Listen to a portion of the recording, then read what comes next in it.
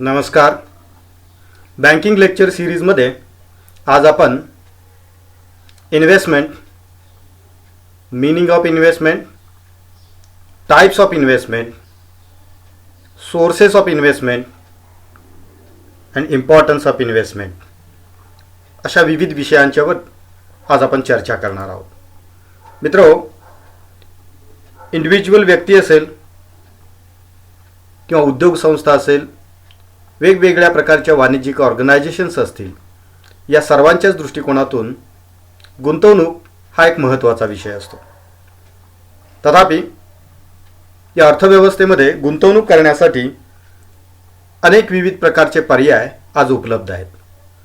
तथापि यामधील काही महत्त्वाचे पर्याय, त्यामधील गुंतवणुकीचे स्वरूप, त्याचबरोबर त्या गुंतवणुकीमधील धोका आणि त्याचे महत्त्व, या सर्व बाबींवर आज आपण चर्चा करणार आहोत. गुंतवणूक ही एक अशी संकल्पना आहे की जिचा अर्थ वेगवेगळ्या दृष्टिकोनातून वेगवेगळ्या पद्धतीने घेता येतो. There are 3 different types of definitions of investment. As per the economic definition of the investment, an investment is the purchase of goods that are not consumed today but are used in the future to create wealth. गुंतवणूक ही वस्तू खरेदीची अशी प्रक्रिया आहे की ज्यामध्ये वस्तू खरेदी तर केल्या जातात, परंतु त्या विद्यमान परिस्थितीमध्ये कंझ्युम केल्या जात नाहीत, उपभोगल्या जात नाहीत. मात्र त्या फ्युचरमध्ये वेल्थ क्रिएट करण्यासाठी त्याचा उपयोग केला जात असतो. In finance, an investment is a monetary asset purchased with the idea that the asset will provide income in future or will later be sold at higher price for a profit. फायनान्सच्या दृष्टिकोनातून गुंतवणूक ही एक मौद्रिक संपत्ती असते की जी गुंतवणूकदाराने खरेदी केलेली असते, की ज्याच्या पाठीमागची मुख्य आयडिया, मुख्य हेतू ही इन्कम मिळवणे, भविष्यात वाढीव किमतीला त्याची विक्री करून नफा मिळवणे, हा त्या पाठीमागचा मुख्य हेतू असतो. इन्व्हेस्टमेंटची एक जनरल डेफिनेशन जर आपण पाहिली तर ती अशी आहे: sacrifice of certain present value for some uncertain future value. याच्यामध्ये 2 महत्त्वाच्या गोष्टी आहेत. सध्या आपण एक निश्चित प्रमाणात सॅक्रिफाईस करत असतो की जे प्रेझेंट व्हॅल्यूचं सॅक्रिफाईस आहे, मात्र ते सॅक्रिफाईस करण्यापाठीमागचा मुख्य हेतू हा भविष्यामध्ये एक ॲडिशनल व्हॅल्यू मिळवण्याच्या दृष्टिकोनातून हे सॅक्रिफाईस असते. मात्र हे सॅक्रिफाईस जरी आपण सध्या करत असलो तरी भविष्यात मिळणारी व्हॅल्यू ही अनसर्टन असते, because of risk, because of different aspects of economy, society and international affairs. There is uncertainty in the future value of the investment. These are the some definitions of the investment. Through the definitions we can understand the actual meaning of the investment in the sense of economics, in the sense of finance, and in the sense of general perspective. There are 3 main categories or types of investment. One is ownership investment, where investor will buy the ownership part of the business, of the organization, or any other aspect of the investment. Second is debt investment. Debt investment is related to providing debts or loans or advances to the needy people or organizations. And third category is cash investment or liquid investment, where investment reserve rights to encash the investment, or there are possibilities to liquidity. It means this investment can be converted into liquid asset immediately. These are the 3 important categories of the investment. एक ownership investment की ज्याच्यामध्ये गुंतवणूकदार विशिष्ट company किंवा संस्था किंवा विशिष्ट वस्तूचा ताबा किंवा मालकी त्या ठिकाणी घेत असतो. दुसऱ्या प्रकारामध्ये कर्जविषयक गुंतवणूक की ज्यामध्ये गुंतवणूकदार विविध व्यक्ती व संस्थांना कर्ज पुरवठा उपलब्ध करून देत असतो आणि त्या कर्जावरती व्याज किंवा इतर माध्यमातून उत्पन्न मिळवत असतो. तर तिसरा प्रकार म्हणजे कॅश किंवा लिक्विड की ज्याच्यामध्ये रोखता किंवा द्रवता हा गुणधर्म अधिक असतो, अशा प्रकारची गुंतवणूक की जी गुंतवणूक हवी तेव्हा रोख रकमेमध्ये मालमत्तेमध्ये कन्वर्ट करता येते. तर आता आपण सर्वप्रथम ओनरशिप इन्व्हेस्टमेंट याचा अर्थ व त्यामधील महत्त्वाचे घटक, महत्त्वाचे ॲव्हेन्यूज आपण पाहणार आहोत. Ownership investment consist 3 types of investment avenues. It includes investment into the stock, investment into the real estate, and investment into the other assets. म्हणजेच ओनरशिप इन्व्हेस्टमेंटमध्ये विविध प्रकारचे शेअर्स, रिअल इस्टेट व इतर वेगवेगळ्या प्रकारच्या वस्तूंची खरेदी केली जात असते, ज्यामध्ये प्रामुख्याने इक्विटी म्हणजे समभाग, विविध कंपन्यांचे समभाग खरेदी केले जातात की ज्याला आपण शेअर्स असे आपण म्हणतो. प्रेफरन्स शेअर्स की ज्याला आपण प्राधान्यक्रम शेअर्स असं म्हणतो की ज्यामध्ये उत्पन्न मिळवण्याचा प्राधान्य हा अधिक असतो, किंबहुना इक्विटी शेअरपेक्षा प्रेफरन्स शेअर होल्डरला प्राधान्याने डिव्हिडंड हा अलॉट केला जात असतो. त्याचबरोबर DVR म्हणजेच डिफरन्शियल वोटिंग राईट्स शेअर्स, स्टॉकमधील किंवा शेअर्समधील हा एक तिसरा महत्त्वाचा प्रकार असून ज्यामध्ये गुंतवणूकदाराला, स्टॉक होल्डरला मतदानाचा अधिकार त्या ठिकाणी हा सीमित प्रमाणात त्या ठिकाणी दिलेला असतो. मात्र प्रेफरन्शियल शेअर्स व इक्विटी शेअर्समध्ये मतदानाचा अधिकार हा अधिक असतो. तथापि DVR मध्ये उत्पन्न मिळण्याच्या दृष्टिकोनातून प्राधान्यक्रम हा उत्तम असतो. दुसऱ्या प्रकारामध्ये रिअल इस्टेटमध्ये गुंतवणूक केली जाते की ज्यामध्ये वास्तव मालमत्ता आपण ज्याला म्हणू शकतो, ज्यामध्ये रेसिडेन्शियल रिअल इस्टेट, ज्यामध्ये घर, बंगला, फ्लॅट, अपार्टमेंट यासारख्या इमारती खरेदी करणं व त्याच्या भाडेतत्वावरती त्या देऊन त्याच्यावरती उत्पन्न मिळवणे, किंबहुना कमी किमतीने खरेदी करून अधिक किमतीने त्याची विक्री करून नफा मिळवणे हा त्या पाठीमागचा मुख्य हेतू असतो. त्याचबरोबर कमर्शियल रिअल इस्टेट की ज्यामध्ये मॉल, हॉटेल्स, कॉम्प्लेक्स यासारख्या अनेक वेगवेगळ्या प्रकारच्या वास्तू किंवा रिअल इस्टेट खरेदी केल्या जातात की ज्यामध्ये रेंट इन्कम मिळवणे म्हणजेच भाडे उत्पन्न मिळवणे, त्याचबरोबर विक्रीतून अधिक नफा मिळवणे हा त्या पाठीमागचा हेतू असतो. त्याचबरोबर ॲग्रिकल्चर लँड की ज्यामध्ये irrigated land, non irrigated land जे सिंचनाखालील क्षेत्र व बिगर सिंचनाखालील क्षेत्र अशा प्रकारची जमीन खरेदी करणं, कमी किमतीने ती खरेदी करणं व अधिक किमतीने त्याची विक्री करणं, किंबहुना ॲग्रिकल्चर पर्पजसाठी त्याचा यूज करणं, या कारणांसाठी ॲग्रिकल्चर लँडमध्ये इन्व्हेस्टमेंट केली जात असते.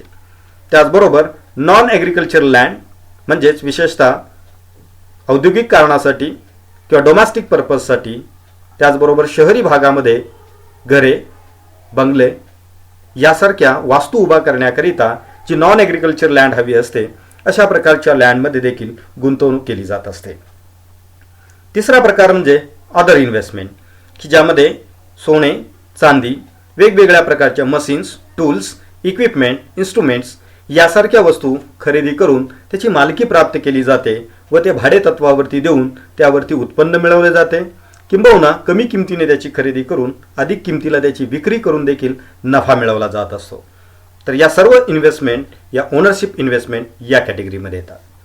दुसरा प्रकार डेट इन्व्हेस्टमेंट की ज्यामध्ये विविध प्रकारची कर्जे देण्याची किंवा ॲडव्हान्सेस देण्याची व्यवस्था असते. याकरिता मुख्य 2 त्या ठिकाणी इन्स्ट्रुमेंट्स उपलब्ध असतात. एक म्हणजे डिबेंचर आणि दुसरा म्हणजे बॉन्ड्स. डिबेंचरमध्ये अनेक वेगवेगळ्या प्रकारचे डिबेंचर्स आहेत. या डिबेंचरबाबत आणि बॉन्डबाबत एक स्वतंत्र व्हिडिओ मी त्या ठिकाणी तयार केलेला आहे. आपण जरूर त्या ठिकाणी या वेगवेगळ्या प्रकारची डिटेल इन्फॉर्मेशनसाठी जरूर तो व्हिडिओ आपण रेफर करावा. डिबेंचर म्हणजे वेगवेगळ्या प्रकारच्या संस्था, शासन व वेगवेगळ्या प्रकारच्या आस्थापनांना कर्ज देण्याकरिता विक्री केले जाणारे हे एक फायनान्शियल इन्स्ट्रुमेंट असून ज्यावरती निश्चित दराने व्याज दिले जाते किंवा ज्यासाठी विशिष्ट मुदत ही निर्धारित करण्यात आलेली असते. म्हणजेच विशिष्ट मुदतीने विशिष्ट रक्कम विशिष्ट व्याजदराने कर्जाऊ देण्याकरिता जे फायनान्शियल इन्स्ट्रुमेंट विक्री केले जाते, दिले घेतले जाते, त्याला आपण डिबेंचर असं आपण म्हणतो. सिमिलरली बॉन्ड देखील याच प्रकारचे फायनान्शियल इन्स्ट्रुमेंट आहे. डिबेंचरमध्ये registered debenture, bearer debenture, secure debenture, unsecure debenture, redeemable debenture, non redeemable debenture, म्हणजेच एका विशिष्ट मुदतीपूर्वी ज्याची विक्री करता येते असे रिडीमेबल, आणि ज्याची विक्री करता येणार नाही, मुदत संपेपर्यंत होल्ड ऑन करण्याची गरज आहे, असे non redeemable debenture. Convertible debenture की जे भविष्यात मुदतपूर्तीनंतर शेअर्समध्ये कन्व्हर्ट होणार आहे. नॉन कन्व्हर्टेबल की ज्याचं कन्व्हर्जन शेअर्समध्ये होणार नाही. फर्स्ट डिबेंचर म्हणजे जेव्हा कंपनी लिक्विडेशनमध्ये येते तेव्हा ज्या व्यक्तीची रक्कम प्रथम प्राधान्याने परत दिली जाते असा डिबेंचर म्हणजे फर्स्ट डिबेंचर, व त्यानंतर ज्याची रक्कम परत दिली जाते त्याला आपण सेकंड डिबेंचर असे म्हणतो. की या सर्व प्रकारच्या डिबेंचरवरती खरेदी किंमत व विक्री किंमतीतील फरक, त्याचबरोबर त्याच्यावरती निर्धारित करण्यात आलेला विशिष्ट व्याजदर याच्या माध्यमातून उत्पन्न मिळत असते. त्याचबरोबर बॉन्ड हा एक दुसरा प्रकार त्याच्यामध्ये असून त्यामध्ये कॉर्पोरेट बॉन्ड म्हणजे वेगवेगळ्या खाजगी कंपन्यांनी विक्रीला काढलेले बॉन्ड्स, गव्हर्नमेंट बॉन्ड्स म्हणजे शासकीय कंपन्यांनी किंवा शासनाने विक्रीला काढलेले बॉन्ड्स की ज्याची विक्री ही फेस व्हॅल्यूपेक्षा कमी किमतीला त्या ठिकाणी केली जात असते व मॅच्युरिटी पिरियडला त्याची फेस व्हॅल्यू म्हणजे त्यावरती छापलेली किंमत ही गुंतवणूकदारास प्राप्त होत असते. तिसरा प्रकार सिक्युअर्ड बॉन्ड, अनसिक्युअर्ड बॉन्ड हा प्रामुख्याने सिक्युअर्ड डिबेंचर व अनसिक्युअर्ड डिबेंचर सारखाच प्रकार असून की ज्याला त्या ठिकाणी विशिष्ट मालमत्ता ज्या बॉन्डला अटॅच केलेली असते, तारण असते, त्याला सिक्युअर्ड बॉन्ड म्हणतात. आणि अनसिक्युअर्ड बॉन्ड म्हणजे केवळ ती एक हमीपत्र वचन चिठ्ठी असते की ज्यासाठी कंपनीची किंवा देणाऱ्या व्यक्तीची किंवा संस्थेची मालमत्ता या बॉन्डला अटॅच नसते. झिरो कुपन बॉन्ड की ज्याच्यावरती कुठल्याही प्रकारचा त्या ठिकाणी ॲडिशनल इंटरेस्ट दिला जात नाही. त्याचबरोबर डीप डिस्काउंट बॉन्ड की ज्याच्यामध्ये खूप मोठ्या प्रमाणात डिस्काउंट देऊन फेस व्हॅल्यूपेक्षा कमी किमतीला त्याची विक्री होते. कन्व्हर्टेबल बॉन्ड, इन्फ्लेशन बॉन्ड म्हणजे वाढत्या भाववाढीशी ज्याचा परताव्याचा दर हा संलग्न केलेला असतो त्याला आपण इन्फ्लेशन बॉन्ड असे म्हणतो. फिक्स रेट बॉन्ड की ज्याच्यावरती परताव्याचा दर फिक्स असतो. फ्लोटिंग रेट बॉन्ड की ज्याच्यावरती परताव्याचा दर हा त्या ठिकाणी फ्लोटिंग ठेवलेला असतो. तर अशा प्रकारचे कर्ज देण्याच्या दृष्टिकोनातून जी गुंतवणूक केली जात असते की त्यामधील डेट इन्स्ट्रुमेंट्समधील ही काही महत्त्वाची डेट इन्स्ट्रुमेंट्स आपणास समजून घेणे आवश्यक आहे. तिसरी कॅटेगरी म्हणजे कॅश और अदर इन्व्हेस्टमेंट की ज्यामध्ये प्रामुख्याने पहिला प्रकार जो येतो तो म्हणजे बँक डिपॉझिट की ज्यामध्ये विविध प्रकारच्या saving accounts, recurring deposit account, त्याचबरोबर फिक्स्ड डिपॉझिट अकाउंटचा समावेश होतो. तथापि करंट अकाउंट डिपॉझिट ह्या इन्व्हेस्टमेंट कॅटेगरीमध्ये कन्सिडर केल्या जात नाहीत. याचे महत्त्वाचे कारण म्हणजे त्याच्यावरती कुठल्याही प्रकारचा परतावा किंवा व्याज मिळत नसते. तथापि सेव्हिंग अकाउंट, रिकरिंग अकाउंट व फिक्स्ड डिपॉझिट अकाउंटवरती गुंतवणूकदारास किंवा डिपॉझिट होल्डर्सला त्याच्यावरती व्याज मिळत असते. पोस्ट ऑफिस डिपॉझिट्स जशा बँकेमध्ये डिपॉझिट्स ठेवल्या जातात तशा पोस्ट ऑफिसमध्ये रिकरिंग डिपॉझिट्स व सेव्हिंग डिपॉझिट्स असतात, त्याच्यावरती देखील विशिष्ट दराने व्याज उत्पन्न प्राप्त होत असते. त्याचबरोबर दुसरा प्रकार म्हणजे mutual fund, close ended mutual fund, open ended mutual fund. Close ended mutual fund म्हणजे ज्या म्युच्युअल फंडाची मुदत ही विशिष्ट निर्धारित केलेली असते त्या मुदतीपूर्वी ज्यामध्ये गुंतवणूक करणे आवश्यक असते त्याला क्लोज एंडेड म्युच्युअल फंड असे म्हटले जाते.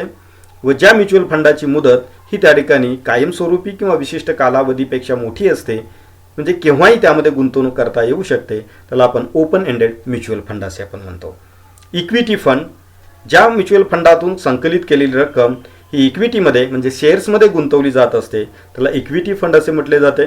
व ज्या म्युच्युअल फंडामधून संकलित केलेली रक्कम म्युच्युअल फंड कंपनी ही डेट इन्स्ट्रुमेंटमध्ये म्हणजे डिबेंचर्स व बॉन्ड्समध्ये इन्व्हेस्टमेंट करत असते की त्यास आपण डेट फंड असे म्हणतो. त्याचबरोबर पाचवा प्रकार म्हणजे हायब्रिड फंड्स. हायब्रिड फंडमध्ये म्युच्युअल फंडाने संकलित केलेली रक्कम ही काही प्रमाणात इक्विटीमध्ये व काही प्रमाणामध्ये डेट इन्स्ट्रुमेंटमध्ये गुंतवणूक केली जात असते. तर असे म्युच्युअल फंडाचे काही महत्त्वाचे हे 5 प्रकार आहेत. तथापि म्युच्युअल फंडाचे अनेक विविध प्रकार वेगवेगळ्या उद्देशानुसार, इन्कमनुसार व इन्व्हेस्टमेंटच्या प्रकारानुसार उपलब्ध असतात. तथापि यामधील हे 5 महत्त्वाचे प्रकार आहेत. त्याचबरोबर गुंतवणुकीचा तिसरा पर्याय म्हणजे इन्शुरन्स पॉलिसी. अनेक गुंतवणूकदार लाईफ इन्शुरन्स, जनरल इन्शुरन्स, त्याचबरोबर युनिट लिंक्ड इन्शुरन्स प्लॅन्स अशा 3 वेगवेगळ्या प्रकारच्या प्लॅन्समध्ये इन्व्हेस्टमेंट करत असतात. त्याचबरोबर चौथा प्रकार म्हणजे pension funds and other fund products की ज्यामध्ये गव्हर्नमेंट प्रॉव्हिडंट फंड की जे सरकारी नोकर आहेत ते आपल्या पगारातील ठराविक हिस्सा हा गव्हर्नमेंट प्रॉव्हिडंट फंडामध्ये जमा करत असतात की ज्यावरती विशिष्ट दराने व्याज मिळते व विशिष्ट मुदतपूर्तीनंतर म्हणजेच त्या ठिकाणी सेवानिवृत्तीनंतर की पेन्शन देखील उपलब्ध होत असते. त्याचबरोबर पब्लिक प्रॉव्हिडंट फंड हा देखील त्या ठिकाणी सर्वांच्यासाठी खुला असणारा पब्लिक प्रॉव्हिडंट फंड की जो एम्प्लॉईसाठी आहे. त्याचबरोबर नॅशनल पेन्शन स्कीम ही सर्व नागरिकांच्यासाठी उपलब्ध असणारी पेन्शन स्कीम आहे की ज्यामध्ये आपण गुंतवणूक करू शकतो. एम्प्लॉई प्रॉव्हिडंट फंड स्कीम्स की ज्यामध्ये प्रायव्हेट कंपन्यांच्यामधील एम्प्लॉईकरिता एम्प्लॉई प्रॉव्हिडंट फंड ही स्कीम त्या ठिकाणी असते. आपल्या सॅलरीमधील विशिष्ट हिस्सा यामध्ये EPFमध्ये ते गुंतवू शकतात की ज्यावरती विशिष्ट दराने व्याज उत्पन्न मिळते व भविष्यात की अनेक वेगवेगळ्या प्रकारचे एम्प्लॉई बेनिफिट्स देखील त्याच्यावरती दिले जात असतात.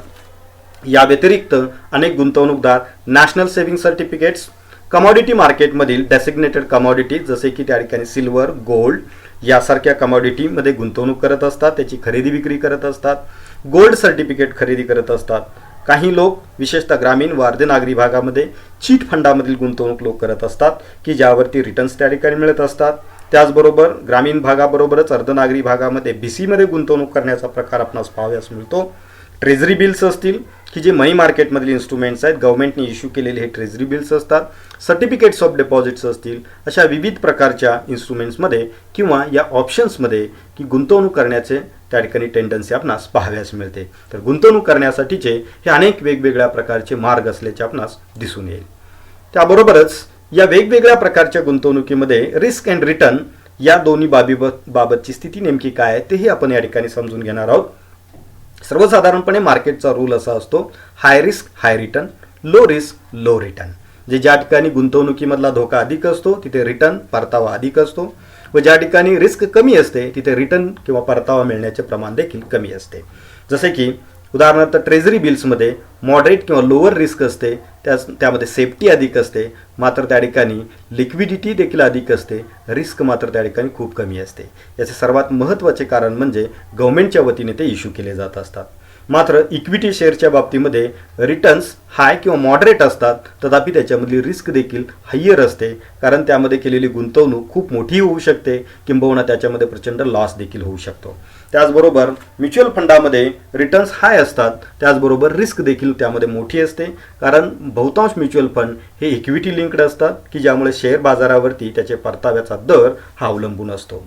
त्याचबरोबर प्रॉव्हिडंट फंड असेल, एम्प्लॉई प्रॉव्हिडंट फंड असेल, इन्शुरन्स स्कीम असतील, बँक डिपॉझिट असतील की ज्याच्यामध्ये जर रिस्क लेवल जर आपण पाहिली तर ती खूप कमी असते, मात्र या ठिकाणी मिळणारा रिटर्नचा दर जो असतो तो मध्यम किंवा लोअर लेवलला असल्याचे आपणास दिसून येईल.